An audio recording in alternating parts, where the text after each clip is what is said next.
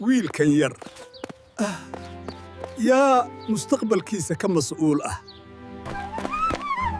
mararka qaar go'aan yar ayaa bedeli kara maalinta oo dhan caawinta dadka kale waa guul dhab ah ogow aadaabta iyo caawinta waa wax aad u muhiimsan bulsho waxay qurux badnaashaa marka dadkeedu is caawiyaan amiir yare kor oo kaalin gab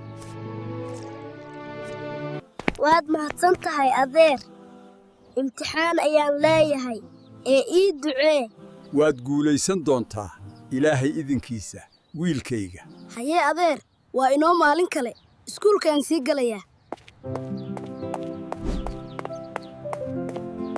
maasha allah ilaahayow cimrigiisa dheeree asigoo kalena inoo badi beejkan waa beejkiinna soo raaca oo follow noo sameeya